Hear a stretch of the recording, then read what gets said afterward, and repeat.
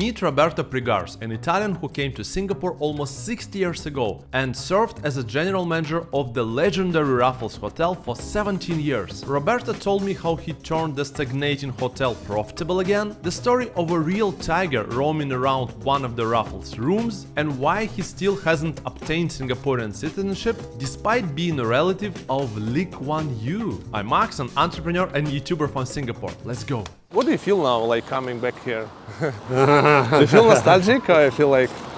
But nostalgia. Yeah? See, that one, the name over there was designed by my wife, Raffles Hotel there. That one used to be the entrance, you see?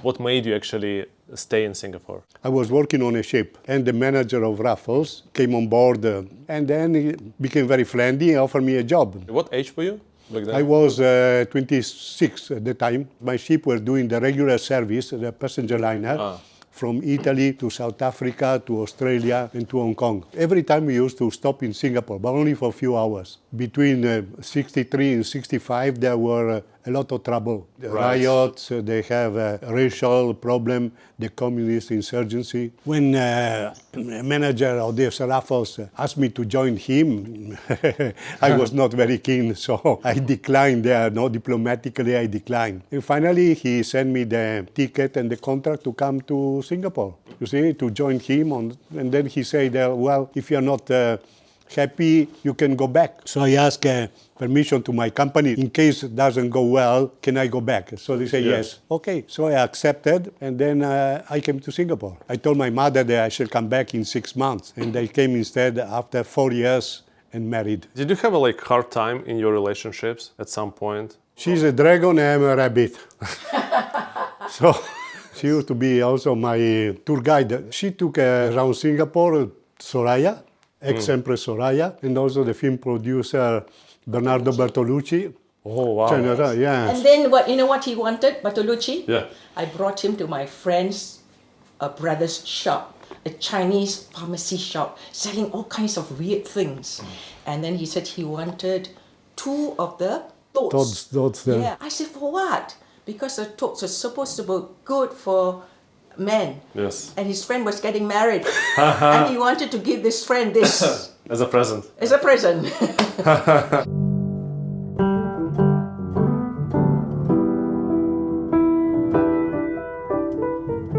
The traverse palm is this one, is the fan-like palm. You see, they are in the bush. But Yeah, like this one? yeah, my time, we kept them neat like this because it was a period where the government wanted to get rid of the traveler's palm because they collect water and mosquito breeding. So I say, no, we trim them properly, and so they were all neat. Then we lighted up, and then this one became a sort of a logo.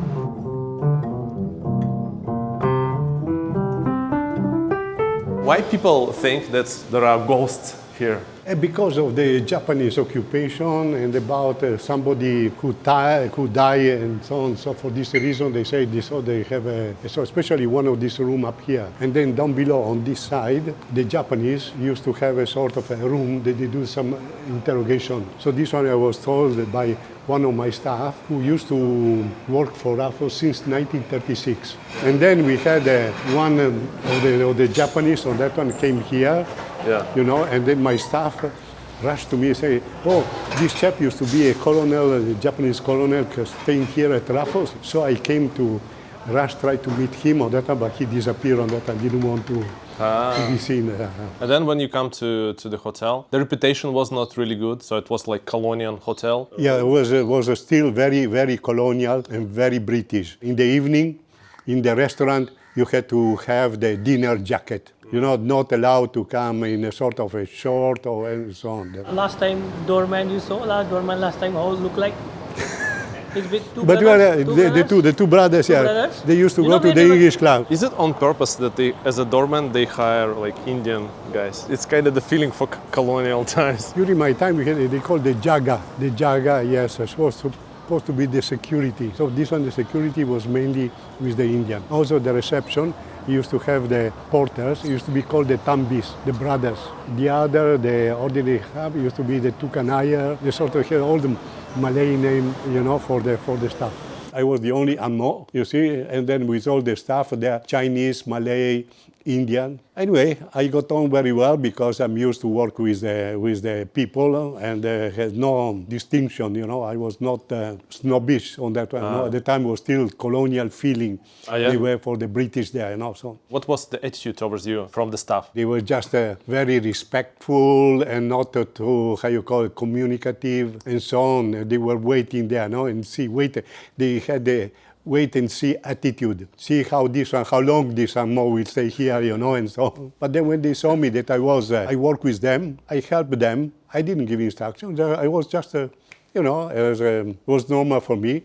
And they accepted me and became a sort of a very cooperative, helping. They had the supervisor, they helped me with the language barrier because at that time most of the staff were Chinese. But they couldn't speak English. And this is funny because during the British time, the staff there could not speak English. And after when Lee Kuan Yew came, all the staff could speak English. Yeah. I will send your picture to Mr. Leslie Denker.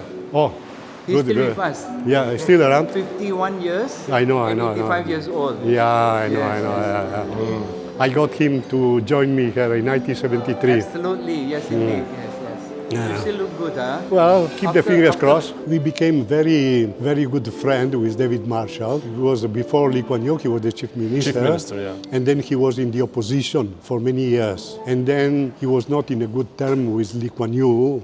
There, yeah, but they respected each other. And so, at a certain stage, Lee Kuan Yew sent him to France as ambassador. He always coming back to Singapore, he stayed at Raffles. And then also for Christmas, for the Christmas day was a tradition to have something at Raffles. He called me on a Christmas day and then he said, can we have a table? We were fully booked. All this room was full, the Elizabethan Grill, the ballroom, everywhere full. Say, sorry, I say, we are fully booked on that one. I can have you a table only in the Palm Court. On that one is not. I'll be very happy in the Palm Court. You see, we like the Palm Court. So they came for lunch. They came late for lunch. So they ate on that one. They enjoyed. Thank you very much. And then next morning on that one, I had the Ministry of Foreign Affairs calling me on that one, Environment Minister on that one coming to say David Marshall's wife is in hospital with food poisoning. What was your thoughts when you hear I it? said, I lost my job, I lost my PR, everything I lost there, you know.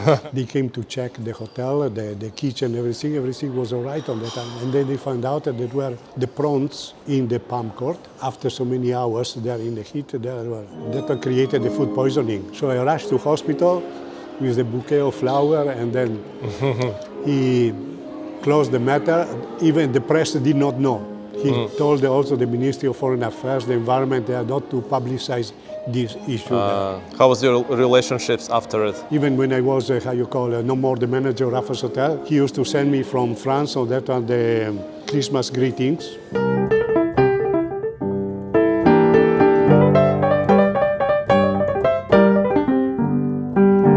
You know, at one time I had to turn off the chime there, because it was was waking up the guests.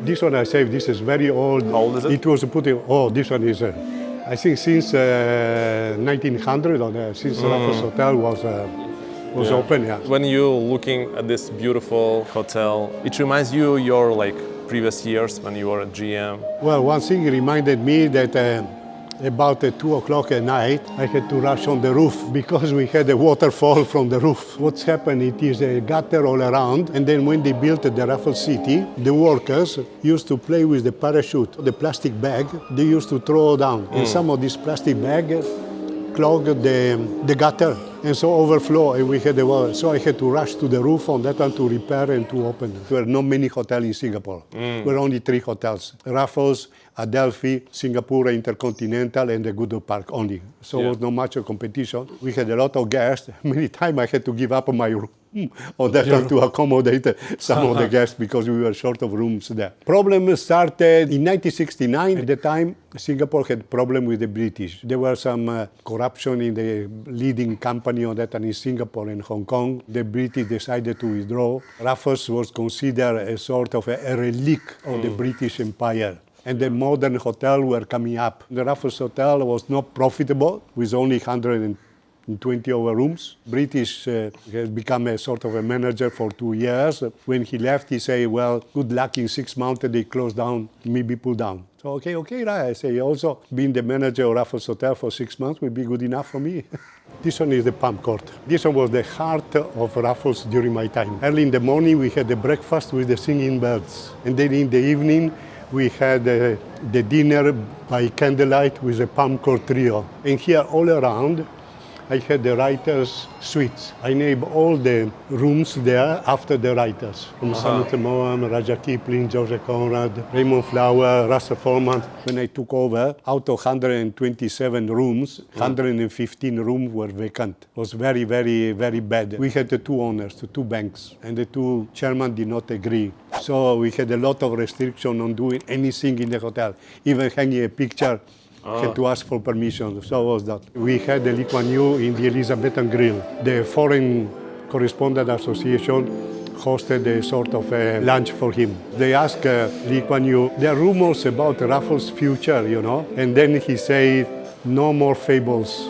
He was related to the Somerset Maugham. The Raffles stands for all the fables of the exotic East. Anyway, I had some people from the overseas director from the Tourist Promotion Board. At the time, they were wanted to bring tourists to Singapore. And they thought that, well, Raffles could be a sort of an attraction for the tourists because of the past, the architecture, the history, and so on there. So they asked me to develop the history, and they will send me journalists and writers. There was a legend, a tiger was shot by the principal of the Raffles Institution. That was a circus show here in front. His tiger escaped and went under the billiard table and he shot the tiger. So there was a legend. In 1986, when we had the 100th anniversary, we managed to get the real tiger to come to Raffles. Yeah. We were watching television and my children, they saw on TV that the circus was coming to Singapore and the tiger. So they asked me, Papa, can you bring us to the circus? So I say, okay. And then in the middle of the night, I wake up, or that I had the idea, I say, a circus coming to the town. They must have tiger. Tiger was shot under the billiard table, and this one was the year of the tiger also. So I must have a tiger at Raffles. Here used to be the billiard room. Okay? And then the tiger came, we had a gate here. So they brought the tiger on a leash and they put it on there. To get the permit was not easy. So many government authority to get a permit. I had about 9 permits just 1 or 2 days before the New Year's Eve. The police refused to give me the permit. So then at the end, I sat there in front of the office because finding all kind of excuses. I'm not here, going out, busy and so on. Until he said, okay, I will give you the sort of permit, but you must have an insurance for so many $1 million. You must put the security guard around, and then you must have the sort of a cage built around the billiard table, and you must not allow the visitor guests to come. But they say, can I have a couple journalists and the television? Okay, we close one eye. So we had about 100 of them. And then I had nightmare for a few times because I realized that, say, the tiger was brought in with the leash. It's a 250 pounds. Can you imagine if we have cats running around here, Exactly, and yeah. we had some cats? In the heart of Singapore.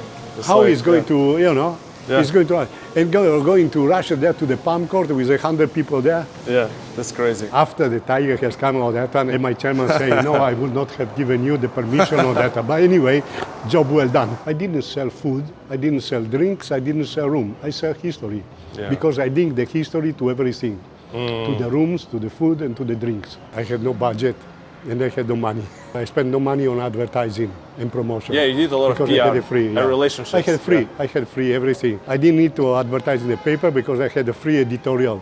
Exactly, yeah. Okay. That's the smartest way to do it. That's all was there. Then, like this on that one, immediately on that one started to have the occupancy increase 100%, the business in the restaurant 100%. In 1986, we celebrated the 100th anniversary. We had the highest profit in the history of Raffles Hotel. And the drinks also increased. And then when I saw the Singapore Sling, I said, I have to change it. And then it has become the icon. Do you remember first time when you made the Singapore Sling? I used to make it on the ship. I had to make it special to make it a sort of a more attractive to the tourist. The original one was a social drink, like in the 1915 when it was created. People used to drink the gin and tonic, gin fizz, And the sling was just made of ginger, brandy, soda water, lemon. So no, was not appealing, you see. Yeah. So for this reason, I decided to make it more appealing, more nice.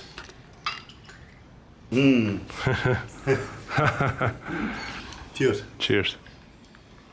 We had the main bar. Yes. I make it the long bar, and then the grill bar I convert into the writer's bar. It is the photo of the original, the bar that I created, this one near the entrance. And this mural here was painted by my guest, who was an artist but had no money to pay the hotel bill. So I make him do the sort of the mural. They don't have anymore the picture of these writers. They don't have. In the archive area. You don't have the books here of that. We used to have the writer's book. They don't put anymore. I mean, we have plenty Only of this books. No, there's the whole shelves. All of them are all those books. Ah, There's so many. Here, there, also there. Now long bar is like super touristic. They make quite strong Singapore sling there. Strong. try? I try, yeah. yeah. We I were there never once. tried.